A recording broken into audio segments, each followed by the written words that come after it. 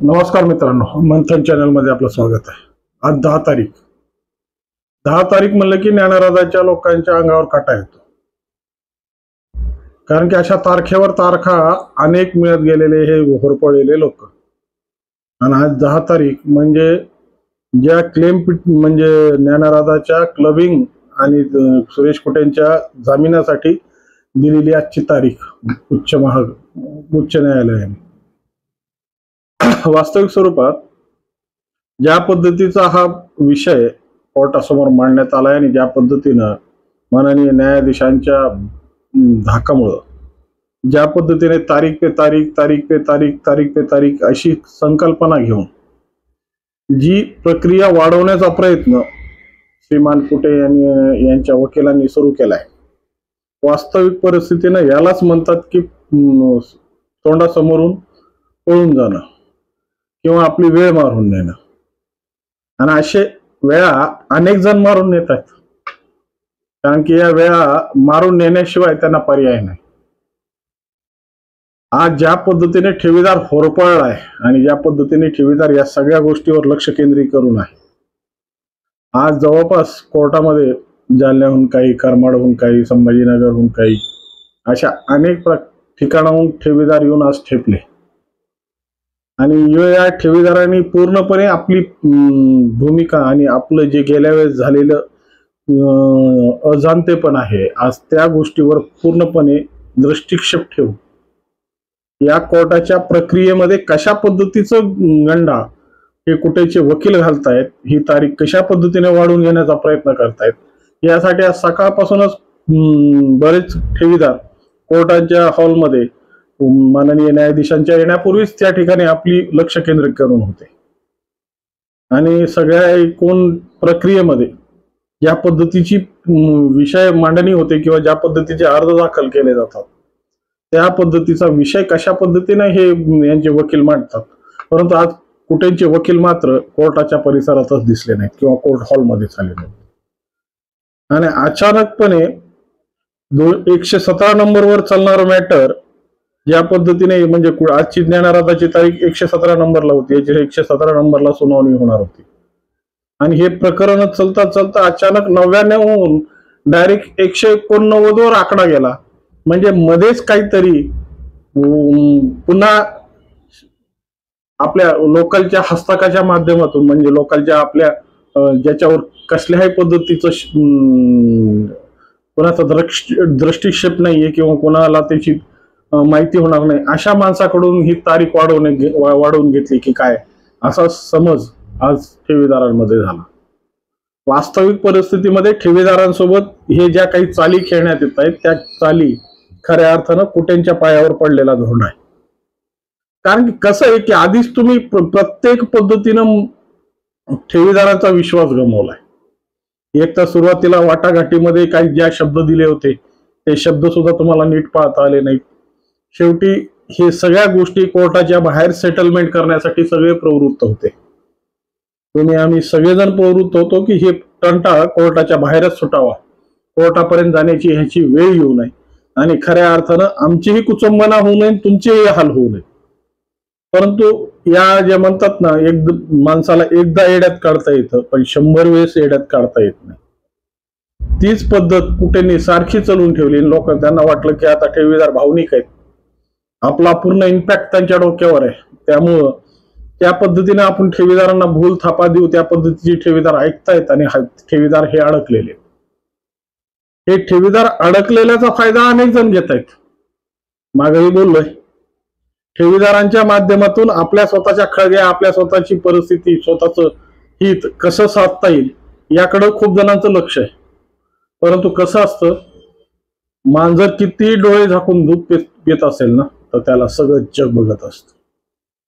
आणि तीच अवस्था या लोकांची झालेली। आता कसं असतं की आपल्या मराठीत मन आहे, चोराच्या मनातच चांदणं येतं, कारण की चांदण्याची भीती चोरांनाच असते। ज्यांच्या मनात भीती म्हणजे काही शंकाच नाही, त्यांना कशाची भीती आणि त्यांना कशाचा भय, त्यांना दाखलेही द्यायची गरज पडत नाही, काही टीका टिप्पण्याही करायची गरज नाही, कारण की स्वच्छ पाण्याला, निथळ पाण्याला कोणाच्या प्रमाणाची गरज नसते। परंतु कसं झालंय की आता परिस्थिती आपली सावरायची आहे. विषय हा लांबत चाललाय. हा विषय आतापर्यंत फक्त कुजबुजत होता, परंतु तो पटलावर आलाय. मग ह्याला सावरणार कसं? मग आपल्या तोंडातली गळ ती नालीतली घाण वाकायची, जशा पद्धतीने येतील तशा पद्धतीने वाकायची. म्हणजे ती घाण पडताना लोक म्हणतात की कशा पद्धतीची घाण आहे, पण ते घाण पडताना तुमच्या व्यक्तिमत्वावर आणि तुमच्या चारित्र्याचे काय शिंतोडे उडतायत ना, ते जरा व्यवस्थित तपासून पहा. माफ करा, थोडासा विषयांतर झाला. मागच्या व्हिडिओचा संदर्भ घेऊन बोलता बोलता थोडासा भावनिक झालो. पण कसं आहे, या लोकांना जिथल्या तिथं ठेवलं पाहिजे. कारण की काय असतं, घाण ओकणारे लोक, गरळ ओकणारे लोक हे गरजेचे आहेत हो. यांच्याशिवाय आजपर्यंत आपलं कोणतंच काम पूर्ण झालेलं नाही. स्वातंत्र्याचा एवढा मोठा संग्राम उभा होता, त्यामध्ये असे गद्दार निर्माण झालेच होते की इंग्रजांचे मुखबीर झालेच होते. क्रांतिकारांना फाशा झाल्या किंवा क्रांतिकारांना शिक्षा झाल्या अशा गद्दारांमुळेच झालेल्या आहेत. त्यामुळे या गद्दारांचा विषय गद्दारी पुरताच ठेवूया, आपल्याला त्याच्याशी काही घेणं देणं नाही. पण वास्तविक स्वरूपात आज ज्या पद्धतीची कवायत कोर्टामध्ये झाली आणि आज अचानक 117 वरचं मॅटर 117 नंबरला ज्ञानराजाचं जे मॅटर ठेवण्यात आलं होतं ते तोपर्यंत तिथपर्यंत कोर्ट पोहोचलंच नाही. पण इंटरव्ह्यू नंतर जी पोहोचलं तर ते 99 डायरेक्ट 189 वरच गेलं.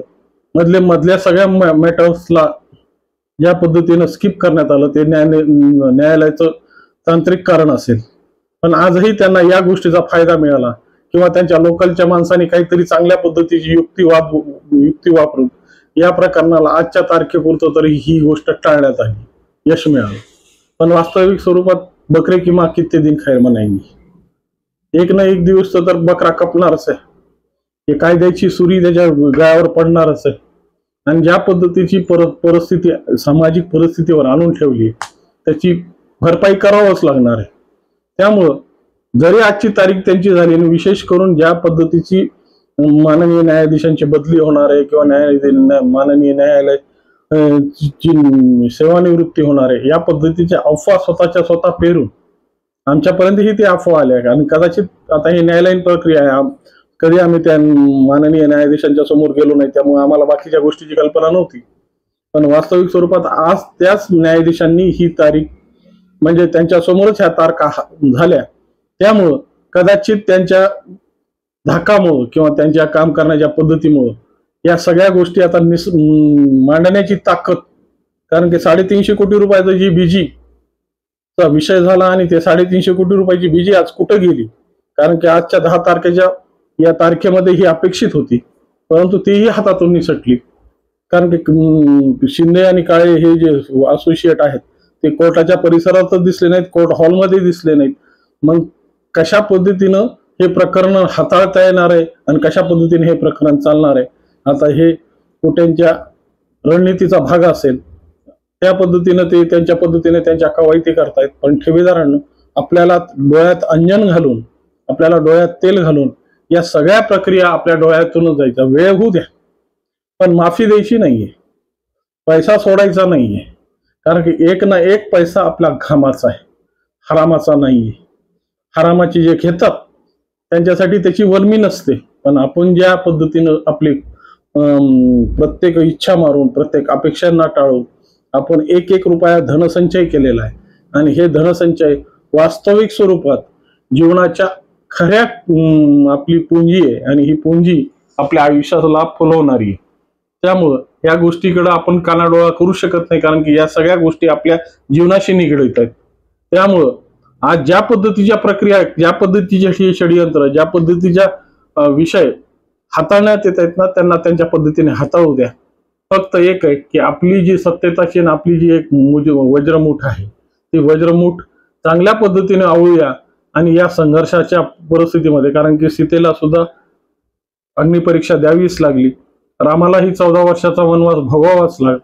ही सगळ्या गोष्टी आपल्या प्रारब्धाच्या समजून या पद्धतीने जी येणारी लढाई आहे ती आपली प्रारब्धाची लढाई आहे, या पद्धतीचा आशय समोर ठेवून आपण या लढाईला सज्ज व्हावं. आणि जो आपल्या मनात गैरसमज या परिस्थितीत निर्माण होतात त्या गैरसमजांना तिथपुरतच ठेवा आणि ज्या पद्धतीची कामं आपल्याला या लढाईसाठी करायची त्यासाठी संघटित व्हा, संघर्ष करा आणि आपला जो महत्वाचा वाटा आहे, आपला जो ठेवलेला रुपया आहे त्याला मिळेपर्यंत ही संघर्षाची मशाल आपल्याला टेवत ठेवायची, एवढीच विनंती करतो. नमस्कार.